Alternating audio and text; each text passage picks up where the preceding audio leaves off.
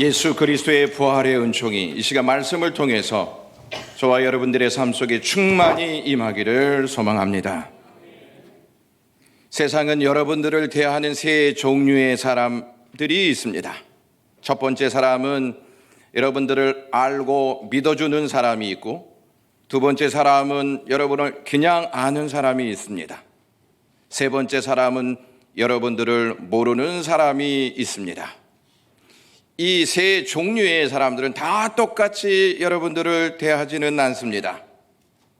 여러분을 모르는 사람은 여러분들에게 별 관심이 없고, 여러분을 아는 사람은 어느 정도 예의를 갖추지만 깊은 사랑을 여러분들에게 주지는 않습니다. 여러분을 믿는 사람은 신뢰하고 사랑과 삶을 함께 나눕니다.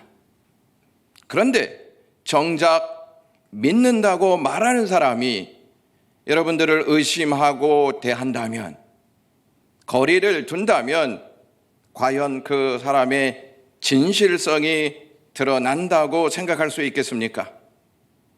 여러분들은 여러분을 믿는 사람을 어떠한 자세로 대하고 어떠한 자세로 그와 함께 하고 있습니까? 우리를 대하는 세 종류의 사람이 있듯이 주님을 대하는 사람도 세 종류의 사람이 있습니다.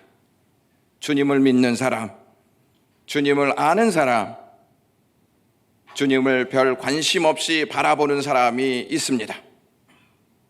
여러분들에게 조심스럽게 묻겠습니다. 여러분들은 주님을 어떠한 마음으로 대하고 계십니까? 하나님이 우리에게 주님을 주셨을 때에는 주님을 아는 것으로 만족하라고 주시지 않았습니다. 주님께 별 관심 없이 반응을 보이라고 주시지도 않았습니다. 주님을 믿고 주님을 사랑하고 주님을 따르라고 주셨습니다. 주님을 믿는 자, 주님을 신뢰하는 자들은 진리를 믿고 따릅니다. 따라서 진리를 대하는 것을 보면 예수님을 대하는 모습이 역력히 보입니다. 진리를 믿는 사람들은 반드시 주님을 따르게 되어 있습니다. 주님은 십자가에서 깊은 고통과 신음으로 7마디를 외치시고 운명하셨습니다. 운명하신 주님은 빛이 차단된 짙은 어두움에 덮여서 무덤에 갇히게 되었습니다. 만약 주님의 이야기가 죽음으로 끝났다면, 부활의 주님은 없고 십자가에서 돌아가시는 주님으로만 남아있다면 기독교는 별 의미가 없습니다.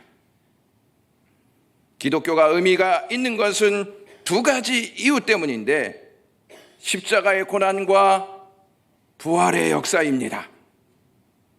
십자가 없이 부활이 있을 수 없고, 부활이 없는 십자가는 의미가 없습니다. 예수님이 이 땅에 오시기 전 400년이라고 하는 시기, 이스라엘 사람들이 이 시기를 가르쳐서 흑암의 시대다, 중간기다 이렇게 말합니다.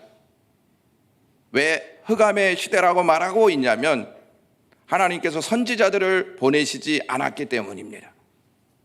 선지자를 보내시지 않았다는 말씀은 하나님의 말씀을 주시지 않았다는 뜻입니다. 하나님의 말씀이 없으니 당연히 흑암의 시대가 아니겠습니까? 그러한 배경에서 요한복음을 접하다 보면 요한이 이렇게 외칩니다. 말씀이 육신이 되어 예수 그리스도께서 생명의 빛으로 오셨다, 이렇게 선언합니다. 이것 말고 복된 소식이 어디에 있습니까? 말씀이 육신이 되어 이 땅에 오신 주님이 어둠을 뚫고 생명의 빛으로 이 땅에 오셨습니다. 요한은 요한복음을 작성할 때에 생명의 빛으로 시작해서 그 빛이 어떠한 결과를 낳는지를 알려주고 말씀을 맺습니다. 요한은 생명으로 시작해서 생명으로 마무리합니다. 생명 없는 복음은 더 이상 복된 소식이 아닙니다. 요한은 주님이 죽음에서 부활하셨기 때문에 참된 생명의 빛이다 이렇게 말합니다. 모든 사람은 죽음에 묶여 어둠에 갇히게 되어 있습니다. 어둠을 이길 수 있는 사람이 이 세상에 어디에 있습니까? 단 한 사람도 없습니다. 누가 죽음에서 자유할 수 있겠습니까? 어둠을 이길 수 있는 것이 빛밖에 없듯이 죽음을 이길 수 있는 분은 오직 생명의 빛이신 예수 그리스도밖에 없는 줄로 믿습니다. 여러분, 신학만, 신약 성경에만 부활을 언급하고 있지 아니하고 구약 성경에도 부활을 전하고 있습니다. 욥기 33장 30절 말씀에 그들의 영혼을 구덩이에서 이끌어 생명의 빛을 그들에게 비추려 하심이니라 이렇게 말씀합니다. 우리의 영적 자산은 다른 것에 있지 아니하고 부활이라는 소망에 있는 줄로 믿습니다. 부활의 소망이 우리의 영적 자산입니다. 오늘 본문은 부활하신 주님이 제자들에게 두 번째 찾아오시는 내용을 소개하고 있습니다. 첫 번째, 예수님이 부활하신 후에 제자들을 찾았을 때에는 제자들이 유대인들을 두려워하여 숨어 있었습니다. 아무런 움직임도 없었습니다. 그러한 제자들에게 찾아가셨습니다. 그때 도마가 무슨 이유 때문에 거기 없었는지 모르지만 예수님은 첫 번째 제자들을 찾아가셔서 내가 너희에게 평강을 전한다 이렇게 말씀합니다. 부활하신 주님을 그들이 만납니다. 찾아가셨기 때문에 부활의 주님을 만나게 되어지는 것이죠. 부활의 주님을 만난 제자들이 도마에게 우리가 주님을 보았노라 이렇게 말합니다. 눈으로 똑똑히 부활하신 주님을 보았다고 말합니다. 그러자 도마가 내가 그의 손에 못자국을 보며 내 손가락을 그 못자국에 넣으며 내 손을 그 옆구리에 넣어보지 않고는 믿지 아니하겠노라 이렇게 말합니다. 여기에 주어가 내가가 되어 있습니다. 내가 보지 못하였으니, 내가 넣지 못하였으니 나는 도무지 믿지 못하겠다 이렇게 말합니다. 여기에서 우리나라 성경에는 아니하겠노라 이 부정의 말씀이 한 번 나옵니다. 그런데 원문에 보면 이 부정의 말씀이 두 번 연이어 나오게 된다는 것입니다. 그래서 영어 성경에는 그 뜻을 잘 묘사하고 있습니다. I will not believe 이렇게 말하고 있습니다. 두 번 not을 사용하고 있습니다. 원문 성경에 보면 부정의 의미를 더 강조하고 있습니다. 유대 번역 성경에 보면 나는 믿기를 거부한다 이렇게까지 나오고 있습니다. 직접 보고 직접 만져보지 않았기 때문에 나는 믿지 못하겠다 이렇게 도마의 단호한 의지를 소개합니다. 이러한 도마의 발언이 있다 보니 사람들은 도마를 가르쳐서 의심 많은 제자 이렇게 불렀다는 것이죠. 도마뿐만 아니라 우리도 긴박한 상황에서는 주님 좀 보여주십시오. 보여줘야 믿지 않겠습니까? 라는 고백을 합니다. 우리도 주님께 병을 낫게 해주시면 주님의 살아계심을 확실히 믿겠습니다. 이번 사업에 큰 성공을 이룬다면 주님의 살아계심을 확실히 믿고 헌신하겠습니다. 이번 연도에 자녀가 좋은 대학에 들어가면 의심하지 않고 믿겠습니다 라고 기도하는 것이죠. 이 기도의 내용을 잘 살펴보신다면 병이 낫지 않고 큰 성공을 이루지 아니하고 자녀가 좋은 대학에 가지 못한다면 주님이 살아계신 게 아닌 것이라고 여기십니까? 우리는 그만큼 감각적으로 느끼고 보는 것에 익숙해져 있기 때문에 이러한 고백을 하는 것입니다. 감각적으로 느끼고 보지 못하면 믿음을 접으려고 합니다. 주님의 살아계심은 그러한 것으로 판명되는 것이 아닙니다. 이것을 자녀가 부모에게 적용한다면 어떨 것 같습니까? 그러니까 이런 것이죠. 병을 낫게 해주시면 부모님이 살아계심을 확실히 믿겠습니다. 이번 사업에 큰 성공을 이루면 부모님이 내 부모님이라고 하는 사실을 확실히 믿고 효도하겠습니다.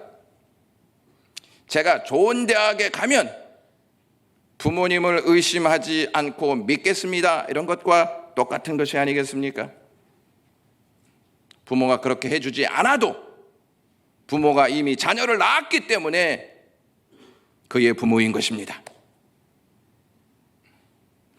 부활은 우리가 이 땅에 태어나기 전에 드러난 실제적인 사실입니다. 영국의 의사 출신인 마틴 조이드 존슨 목사님께서 이러한 언급을 했습니다. 그가 이제 병이 들어서 점점 약해지시는 것입니다. 죽을 날이 가까웠다 하는 사실을 알게 됐습니다. 그래서 1981년 2월 24일에 떨리는 손으로 종이 쪽지에 부인 베스와 가족들에게 이러한 글을 썼습니다. 병이 낫도록 기도하지 마시오. 나를 영광에 이르지 못하게 붙잡아 두지 마시오.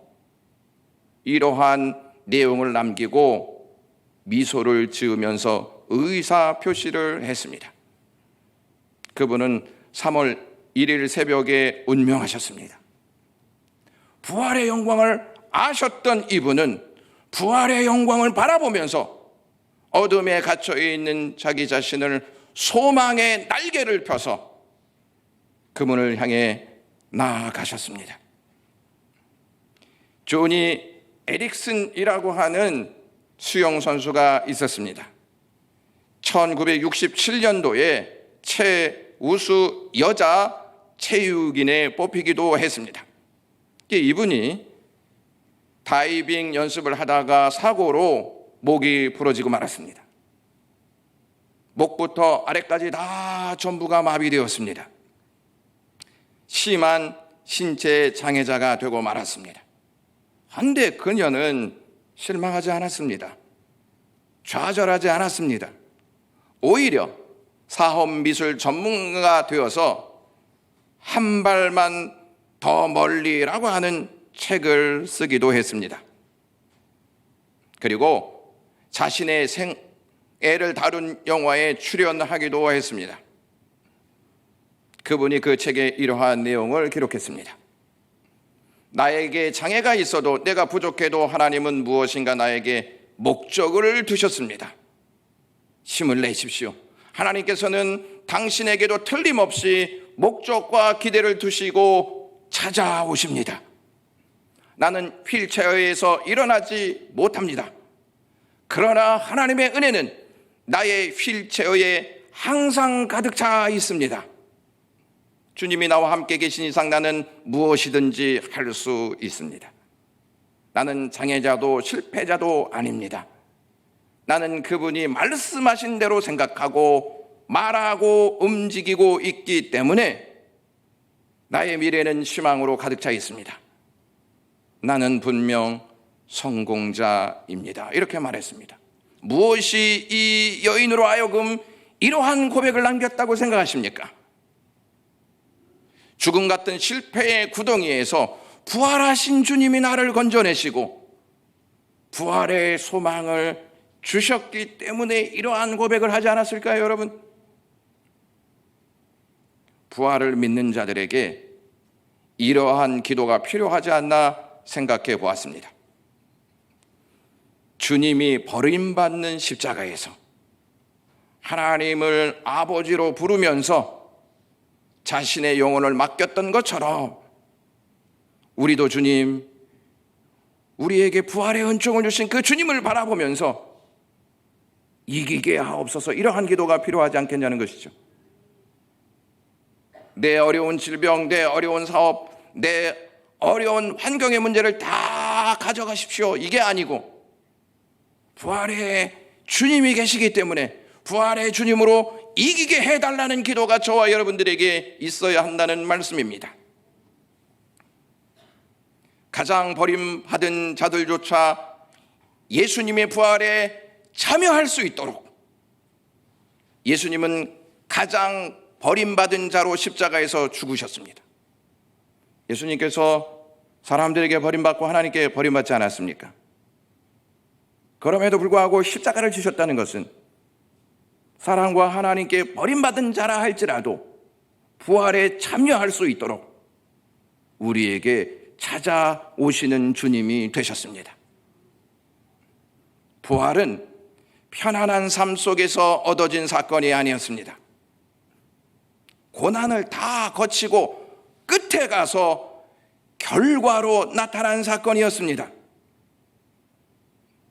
주님은 고난 끝에 있는 부활을 바라보고 고난을 이기셨습니다. 그렇다면 우리도 고난에 무너지지 말고 고난 끝에 있는 부활을 바라보며 믿음의 진보를 이루어야 하지 않겠습니까? 산 정상에 보화가 있다, 이 소식을 여러분들이 접했습니다. 그러면 여러분 오르실 것입니까? 아니면 아예 생각도 안 하실 것입니까? 오르시지 않겠습니까? 높은 정상에 있어도 오를 것입니다. 땀이 나고 포기하고 싶은 마음이 들더라도 정상에 가면 보화가 있다. 앉아 있다가도 다시 일어나서 심호흡을 하고 걸어 올라가지 않겠습니까? 믿음이 있는 자들은 올라가지만 믿음이 없는 자들은 올라가지 않을 것입니다. 고된 시간을 견뎌야 정상에 오를 수 있는 것입니다. 사실 우리는 하나님을 믿고 섬기면서도 의심으로부터 수없이 많은 공격을 당합니다. 예수님께서 살아계실 때 제자들에게 부활에 대해서 3차례 말씀하셨습니다. 마지막 말씀이 마가복음에 기록되어 있는데 이러한 말씀을 하십니다. 보라, 우리가 예루살렘에 올라가노니 인자가 대제사장들과 서기관들에게 넘겨짐에 그들이 죽이기로 결의하고 이방인들에게 넘겨주겠고 그들은 능욕하며 침뱉으며 채찍질하고 죽일 것이나 그는 3일 만에 살아나리라 하시니라, 이러한 말씀을 하십니다. 이렇게 주님은 부활에 대해서 분명히 거듭 말씀하셨습니다. 하지만 제자들은 주님의 말씀을 허투루 들었습니다. 부활을 허투루 들은 그들은 부활 앞에 놓이게 되자 실체가 다 드러났습니다.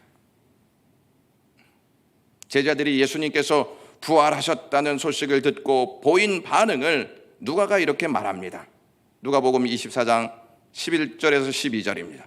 사도들은 그들의 말이 허탄한 듯이 들려 믿지 아니하나 베드로는 일어나 무덤에 들어가서 굽으려 들여다보니 세마포만 보이는지라 그 된 일을 놀랍게 여기며 집으로 돌아가니라, 이렇게 말합니다. 여기에서 허탄하다, 이 단어가 나오는데요, 이 단어의 뜻은 어떠한 의미를 가지고 있냐면 무의미하다, 쓸데없는 소리다, 이럴 때 썼던 단어입니다.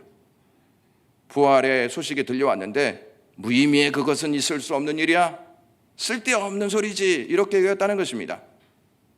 허탄하다 하는 이 말이 그 당시에 의학 용어로도 쓰였는데요, 어떤 사람이 열병이 나서 너무 심한 상태에서 중얼거리면서 헛소리를 할 때 이때를 가르쳐서 허탄하다, 이렇게 사용했다고 합니다.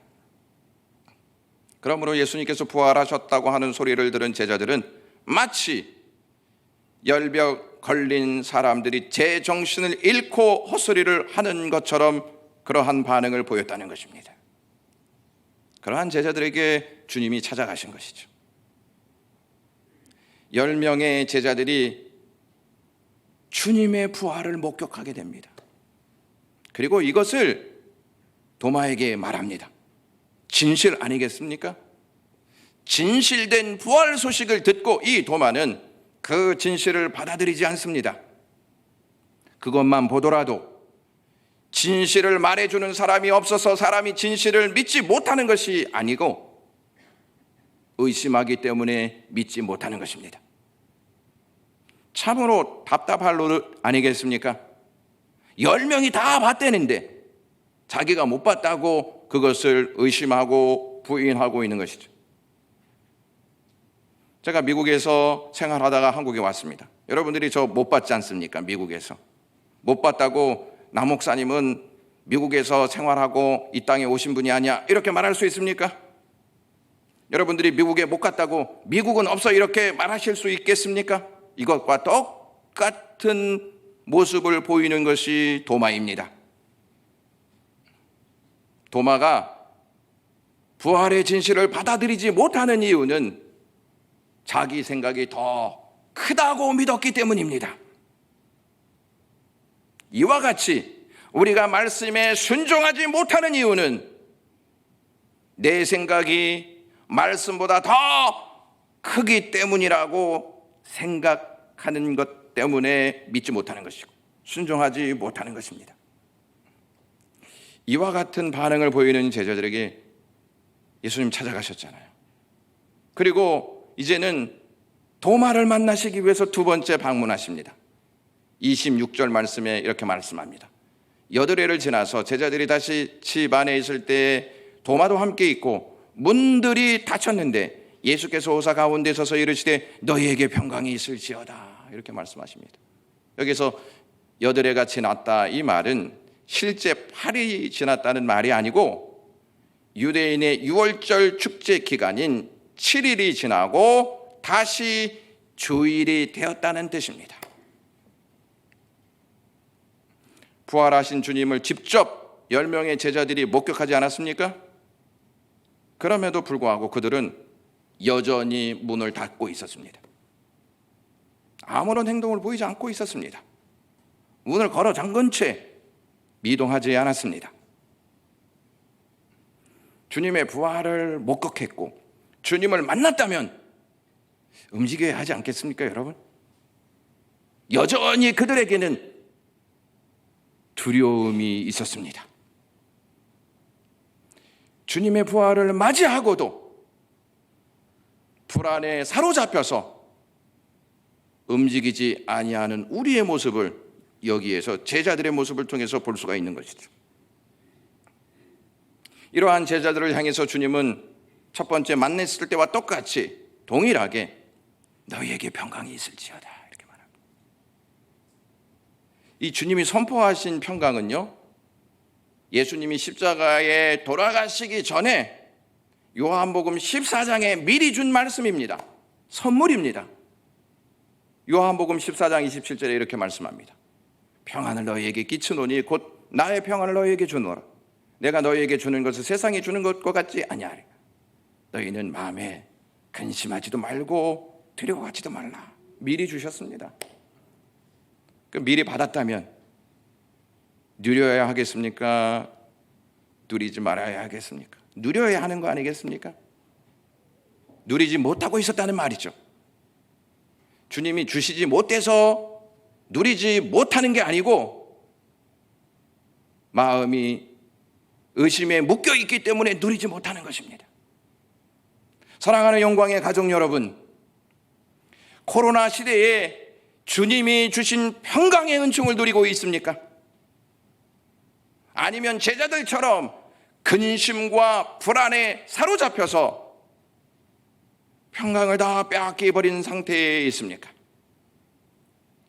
평강을 다 빼앗겨 버리니까 불안에 사로잡혀 있으니까 믿음의 문을 닫아버리고 소망의 문을 닫아버리고 기쁨의 문을 닫아버린 채 살아가고 있는 거 아니겠습니까?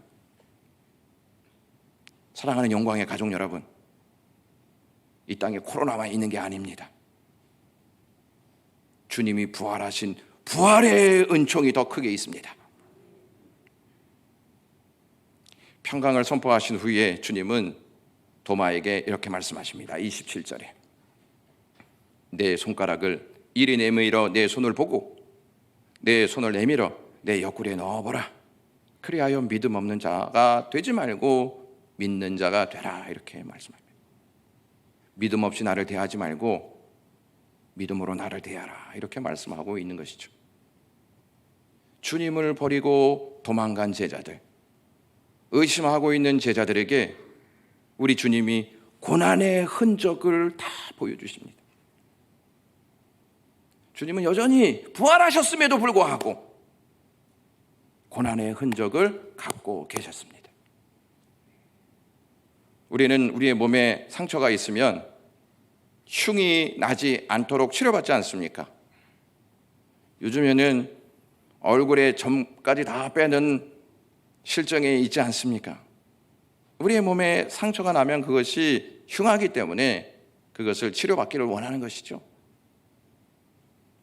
새롭게 부활하신 주님은 어째서 흔적을 없애지 아니하시고 그대로 가지고 계시는 것일까요? 이 고난의 흔적이 우리를 향한 사랑의 흔적이 아니겠습니까? 의심하는 도마에게 사랑의 흔적을 보여주었습니다. 조니 에릭슨이라고 하는 사람이 장애가 있었다고 제가 말씀드리지 않았습니까? 그가 그것을 이길 수 있는 것은 자기의 상처난 흔적보다 주님이 우리에게 남기신 그 사랑의 흔적이 더 컸기 때문에 자기의 흔적을 이길 수 있었다 하는 것입니다. 교회가 세상에 보여주어야 할 것이 무엇이겠습니까? 많은 성도를 보여주는 것이 교회의 임무라고 생각하십니까? 교회가 어떠한 임무를 해야 하냐면 예수 그리스도의 상처를 보여주어야 합니다. 그리스도인인 우리는 예수 그리스도의 아픈 흔적을 세상 사람들에게 알리면서 이것이 우리를 향한 그리스도의 사랑의 흔적이라고 선포해야 합니다.